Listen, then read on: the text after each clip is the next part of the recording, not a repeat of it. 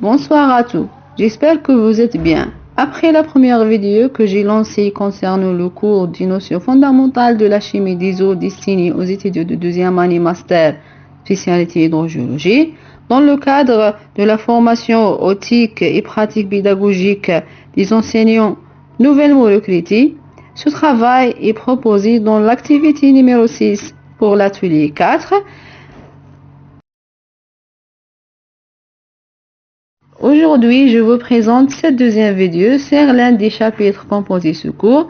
Donc, l'intitulé du chapitre que je choisis est les caractéristiques physico-chimiques de l'eau.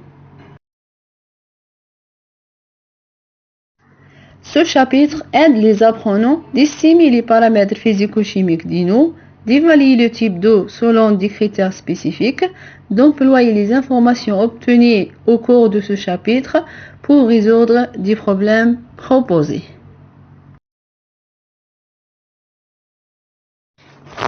Comme introduction, on peut dire que l'eau potable, selon l'Organisation mondiale de la santé, doit avoir des critères organoleptiques, physico-chimiques et bactériologiques. Donc, les substances dissoutes provoquent un changement de couleur de l'eau. La couleur de l'eau peut être naturelle ou un phénomène d'eutrophisation qui est développé par les algues et les planctons. Il peut aussi d'origine industrielle et chimique, conduit par les colorants et les teintures rejetées par l'industrie. L'eau est inodore, sauf si elle est contaminée par des substances volatiles comme le chlore. La turbidité, c'est la mesure de la clarté de l'eau. L'unité de la turbidité est l'unité niflométrique. Selon les valeurs de la turbidité, on peut classer les eaux en trois catégories: ino clair, ino légèrement clair et ino trouble.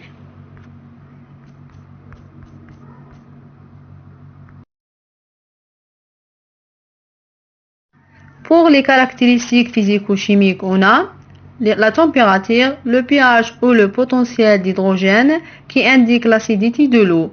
Donc, si le pH de l'eau est inférieur à 6, on a une eau acide. Elle peut générer une corrosion sur les conduites. Si le pH est supérieur à 9, l'eau est dite alcalin ou calcareuse.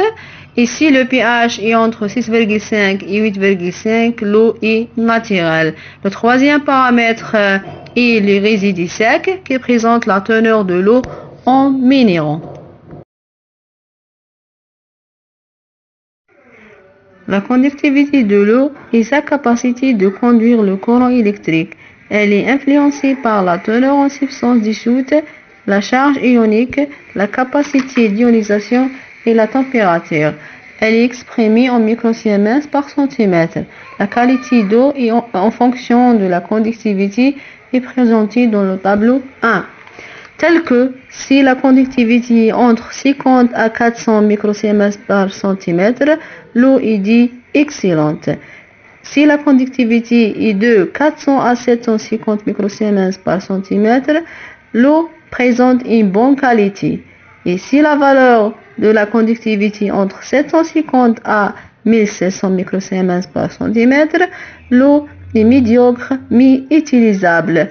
Ici, la conductivité est supérieure à 1500 microsiemens par centimètre, l'eau présente une minéralisation excessive.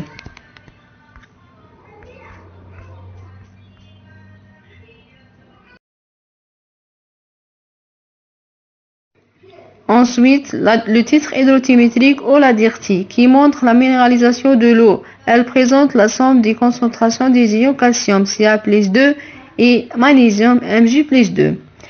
Elle est exprimée en degrés françaises. Selon les valeurs de la DIRTI, on classe l'eau de très douce au très dure. Donc, si la DIRTI entre 0 à 7 degrés françaises, l'eau est très douce. Si la valeur entre 7 à 15, l'eau est douce. Entre 15 à 30 degrés françaises, l'eau plutôt dure. Entre 30 à 40 degrés françaises, l'eau est dite dure. Supérieure à 40, l'eau est très dure.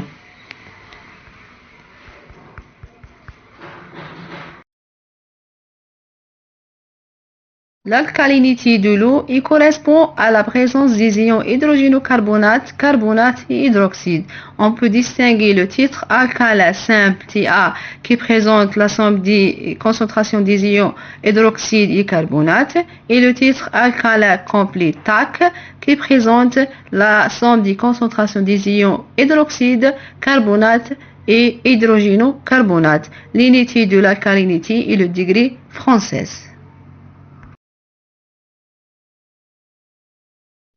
On a aussi les paramètres DBO et DCE. La DBO est la demande biochimique en oxygène qui exprime la quantité d'oxygène nécessaire pour la dégradation de la matière organique biodégradable par le développement des micro-organismes.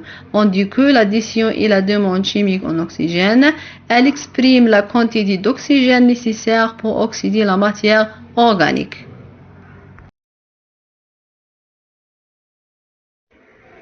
L'eau contient des sels minéraux avec des limites spécifiques de concentration pour chaque élément. Donc, on a le calcium avec une limite de 200 mg par litre, le magnésium avec une valeur de 50 mg par litre, ainsi que l'ammonium NH4+, avec une valeur de 0,5 mg par litre, les ions chlorures avec une valeur limite de 700 mg par litre, les nitrites présente une valeur de 50 mg par litre, tandis que le nitrite ne doit pas dépasser le 0,2 mg par litre. Il y a aussi des éléments dissous dans l'eau comme le fer, le fluor et l'aluminium.